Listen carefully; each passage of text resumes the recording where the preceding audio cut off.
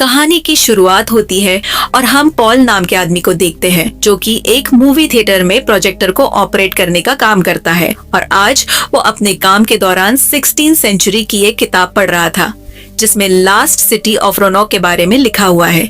जब वो अपनी मशीन को चेक करने के लिए जाता है तभी लाइट चली जाती है। सिर्फ इमरजेंसी लाइट्स यानी कि टॉर्च जल रही थी। जब वो बाहर जाता है तो वो देखता है कि यहाँ पे अभी कुछ देर पहले जो लोग थे वहाँ पे सिर्फ उनके कपड़े पड़े हैं। तभी बाहर से सिक्योरिटी गार्ड भी अंदर आता है। वो भी ये देख के हैरान हो जाता है कि यहाँ अभी कुछ देर पहले थिएटर के अंदर बहुत सारे लोग थे, अब वो सब के सब गायब है। वो दोनों उन लोगों को ढूंढना शुरू कर देते हैं। तभी पोल के हेलमेट की टॉर्च बंद होने लगी थी। वो अपनी टॉर्च पे जोर जोर से मारता है और जब वो सामने देखता है जहाँ पे सिक्योरिटी गार्ड था, अब वहाँ पे कोई नहीं होता, सिर्फ उसके कपड़े जमीन पे पड़े हुए थे। पोल को अपने सामने एक परछाई भी दिखती है जो शायद उसका पीछा कर रही थी, पर अब वो परछाई भी वहाँ से गायब हो चुकी थी। वहीं दूसरी तरफ हमें हॉस्पिटल में रोज मेरी नाम की लेडी को दिखाया जाता है जो अपने बच्चे को जोर जोर से आवाज दे रही थी, लेकिन हॉस्पिटल में कोई नहीं होता। अब वो ऑपरेशन थिएटर में पहुंच जाती है जहाँ पे एक मरीज लेटा हुआ था और उसका ऑपरेशन चल रहा था। तभी अचानक से डॉक्टर गायब हो गए। अब सिर्फ उनके यहाँ पे कपड़े पड़े थे। रोज मेरी उसके पास जाती है और तभी लाइट चली जाती है और जैसे ही लाइट वापस आती है तो वो देखती है कि वो मरीज भी अब गायब हो चुका है। इसके बाद हमें ल्यूक नाम के एक रिपोर्टर को दिखाया जाता है जो सुबह उठने के बाद अपनी वाइफ को घर में ढूंढ रहा था, लेकिन उसकी वाइफ घर पे नहीं होती। इसके बाद वो तैयार होके अपने ऑफिस के लिए घर से बाहर निकलता है। उसके हाथ में जो अखबार है वो एक दिन पुराना है। ल्यूक देखता है कि सड़क पे गाड़ियाँ इधर उधर खड़ी हैं, साथ ही बहुत सारे कपड़े हैं जहाँ पे उसे सड़क में एक भी इंसान नहीं दिखता। वो धीरे धीरे आगे बढ़ता है और तभी उसके पीछे एक प्लेन क्रैश हो जाता है। दरअसल इस दुनिया में क्या हो रहा है किसी को कुछ भी नहीं पता। इसी तरह से 72 घंटे बीत जाते हैं और ल्यूक एक गाड़ी को स्टार्ट करने की कोशिश कर रहा था और जब वो गाड़ी के अंदर होता है तभी गाड़ी के बाहर एक आदमी आता है जो बहुत ही ज्यादा डरा हुआ था। वो ल्यूक से कहता है, प्लीज मुझे फ्लैश लाइट दे दो, लेकिन ल्यूक उसके लिए दरवाजा नहीं खोलता और तभी ऊपर से एक परछाई जाती है और उस परछाई के साथ वो आदमी भी गायब हो जाता है और ल्यूक ये देख के बहुत ही ज्यादा घबरा जाता है। वो अपनी गाड़ी से बाहर आता है। ल्यूक को कहीं न कहीं समझ में आ गया था कि इस दुनिया में क्या हो रहा है। यहाँ पे हमें एक बच्ची को भी दिखाया जाता है जो ल्यूक को देख रही होती है। उसके हाथ में एक टॉर्च थी। इसके बाद ल्यूक एक गाड़ी में जाकर एक फ्लेयर लाइट्स लेके एक बार के अंदर चला जाता है जहाँ पे जनरेटर चल रहा था, जिस वजह से यहाँ पे लाइट होती है, लेकिन अब लाइट यहाँ की फ्लिकर कर रही थी। वो जनरेटर की पावर को बढ़ा देता है जिससे लाइट स्टेबल हो जाती है। तभी पीछे से बार के ओनर का बेटा जो कि काफी छोटा था वो गन लेके आ जाता है और कहता है कि तुम यहाँ से बाहर जाओ। ल्यूक उसे समझाता है कि अगर मैं यहाँ से बाहर गया तो तुम्हारी मदद करने वाला कोई भी नहीं होगा। बार के ओनर का बेटा कहता है कि मेरी मॉम पास के एक चर्च में गई है, जल्द ही मदद लेके यहाँ पे वापस आ जाएंगी। ल्यूक कहता है कि यहाँ पे जितनी भी लाइट्स जल रही हैं वो जनरेटर से जल रही हैं और जैसे ही फ्यूल खत्म हो जाएगा यहाँ पे भी अंधकार हो जाएगा। दरअसल वो उसे समझाने की कोशिश कर रहा होता है कि अंधकार होते ही तुम भी इस दुनिया से गायब हो जाओगे जैसे कि बाकी के लोग हुए हैं। हालांकि इस टाइम सुबह के 11 बज रहे थे लेकिन बाहर पूरी तरह से अंधकार था। वो बच्चा उसके साथ चलने से मना कर देता है। तभी यहाँ पे रोज मेरी आ जाती है जो हॉस्पिटल में अपने बच्चे को ढूंढ रही थी। यहाँ पे वो इन दोनों से अपने बच्चे के बारे में पूछती है तो ये कहते हैं कि हमें तुम्हारे बच्चे के बारे में कुछ भी नहीं पता। उस बात से रोज मेरी को बहुत गुस्सा आ जाता है क्योंकि उसे अपने बच्चे को ढूंढते हुए बहुत टाइम हो गया था और उसे अभी तक अपने बच्चे के बारे में कुछ भी पता नहीं चला। तभी वो गन उठाकर गोली चला देती है। हालांकि गोली किसी को नहीं लगती। दरअसल वो अपना आपा खो चुकी है। कुछ देर के बाद वो होश में आती है तो वो दोनों को बताती है कि मेरे हस्बैंड अक्सर इस बार में आया करते थे जिनसे मेरी बिल्कुल भी नहीं बनती थी और मुझे लगा कि वो मेरे बच्चे को लेकर यहीं पे आए हैं, इसीलिए मैं यहाँ पे आई। वो बताती है कि मैं एक डॉक्टर हूँ और एक रात को जब मैं हॉस्पिटल में अपनी ड्यूटी पे थी तो मैं बाहर सिगरेट पीने के लिए गई, तभी पूरे हॉस्पिटल में अंधकार हो गया और जब मैं वापस आई तो वहाँ पे कोई नहीं था। दरअसल जिस टाइम वो परछाई आई थी उस टाइम रोज मेरी अपनी सिगरेट को लाइटर से जला रही थी। उसके पास रोशनी थी जिस वजह से वो बच गई। दरअसल जब भी वो अंधकार वो परछाई आती है जिसके पास भी रोशनी होती है वो इंसान बच जाता है। रोज मेरी इसके बाद अपने घर गई लेकिन वहाँ पे कोई नहीं था। कब से वो अपने बच्चे को ढूंढ रही हैं। ल्यूक रोज मेरी से पूछता है कि तुम कैसे बच गई। अभी तक तुम गायब क्यों नहीं हुई? जिसके बाद रोज मेरी अपनी बैग से रेडियम की रिंग्स निकालती है जो चमक रही थी। वो कहती है कि रिंग्स की वजह से। इसके बाद वो रिंग्स इन दोनों को भी देती है। तभी उन्हें किसी आदमी के चिल्लाने की आवाज आती है जो बाहर से आ रही थी। ल्यूक अपनी टॉर्च लेके उस आदमी की मदद करने के लिए जाता है जो बस स्टैंड में था जहाँ पे लाइट थी। और ये वही आदमी है जिसे हमने इस कहानी की शुरुआत में देखा था, जिसका नाम पॉल है, जो कि एक मूवी थिएटर में काम करता है। वो बहुत बुरी तरह से जख्मी होता है। ल्यूक उसे उठाकर बार के अंदर ले जाना चाहता था ताकि उसकी जान बचा सके, पर तभी उसकी लाइट बंद हो जाती है और वो साया जो इंसानों को गायब कर देता है इनकी ओर बढ़ने लगता है।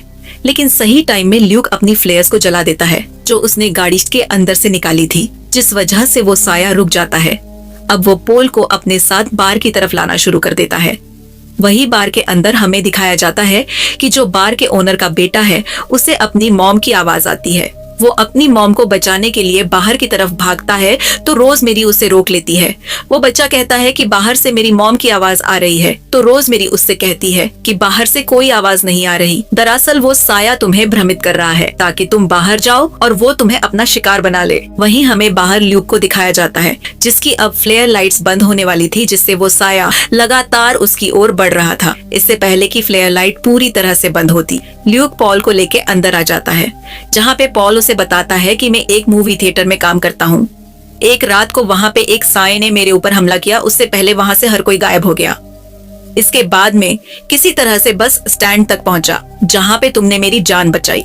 मुझे लगता है कि एलियंस ने हमारी दुनिया पे हमला कर दिया है और अब जल्द ही दुनिया खत्म हो जाएगी, डॉक्टर रोजमेरी कहती है। मुझे लगता है कि ईश्वर हमें हमारी गलतियों की सजा दे रहे हैं। इसके बाद पॉल उन्हें एक किताब के बारे में बताता है जो कहानी की शुरुआत में वो पढ़ रहा था। वो बताता है कि 16वीं सेंचुरी में एक पूरी की पूरी कॉलोनी अचानक से गायब हो गई थी। उनका कुछ पता नहीं चला कि वो कहाँ गए, लेकिन वहाँ पे उनका सामान और हर एक चीज ज्यों की त्यों थी।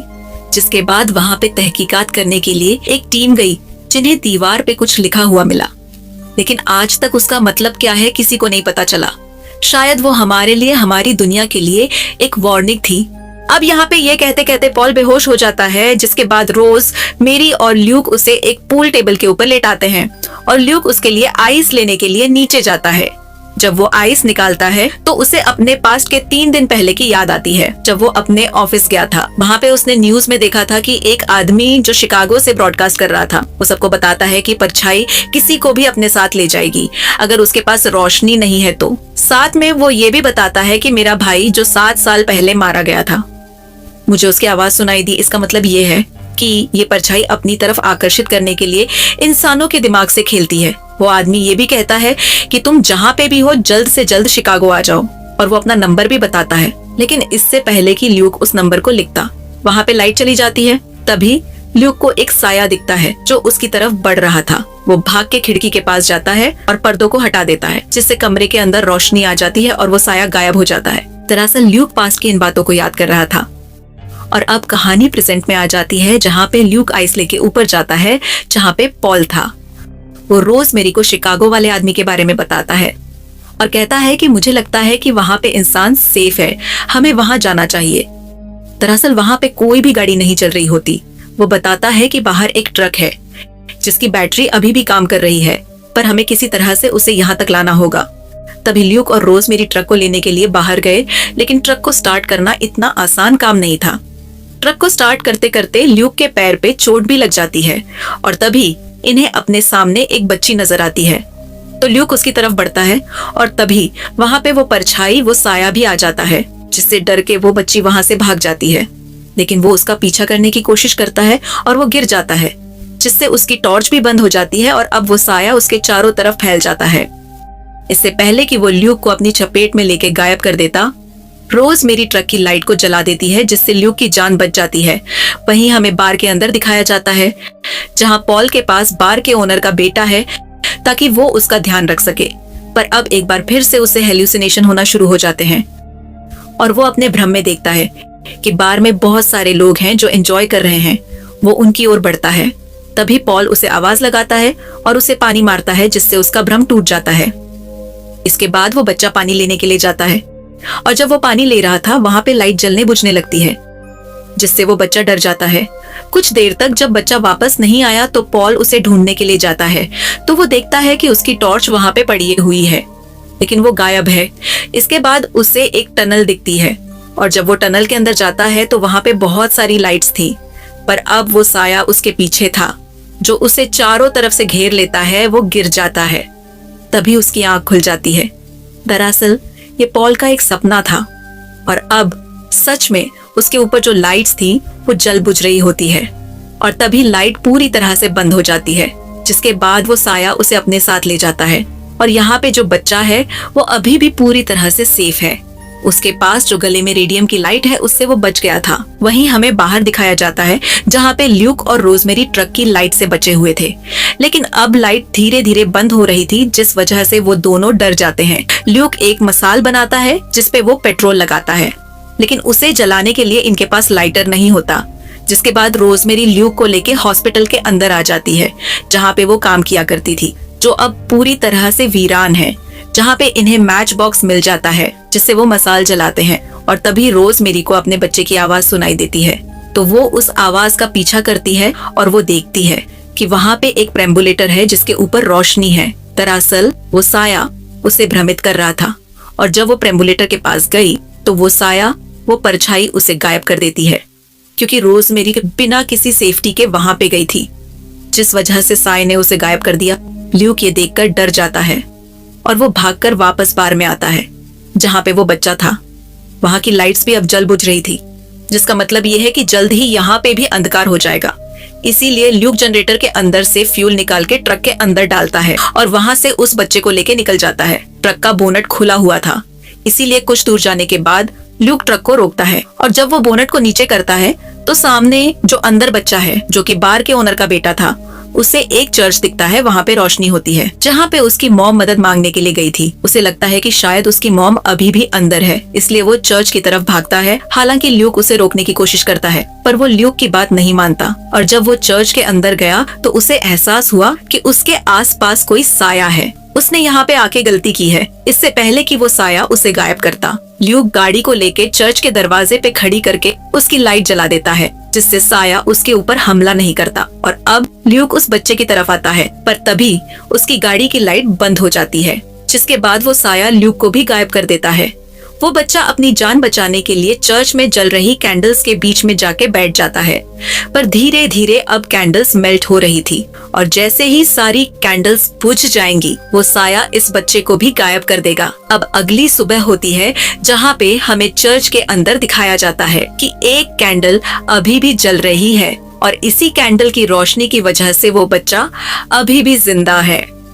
तभी वहाँ पे वो छोटी लड़की आती है जिसके हाथ में एक टॉर्च है, जो ल्यूक को देख के वहां से भाग गई थी। दरअसल उसके पास जो टॉर्च है वो सोलर टॉर्च है, जो धूप की रोशनी से चार्ज हो जाती है और एक यही वजह है कि अब तक वो जिंदा है। वो बार के ओनर के बेटे को अपने साथ बाहर लाती है जहाँ पे रोशनी थी, लेकिन इन दोनों के अलावा यहाँ पे दूर दूर तक कोई भी नहीं होता। यहाँ पे एक घोड़ा भी होता है। ये उस घोड़े के ऊपर बैठ के यहाँ से आगे की तरफ बढ़ जाते हैं। अब ये यहाँ से शिकागो जाएंगे या कहीं और, किसी को कुछ नहीं पता इनके सफर का क्या होगा और ये मूवी वहीं पे एंड हो जाती है। अगर वीडियो पसंद आई है तो लाइक एंड शेयर कर देना एंड चैनल पर नए हो तो चैनल को सब्सक्राइब भी कर देना। तो फिर मिलते हैं नेक्स्ट वीडियो में, तब तक के लिए बाय बाय।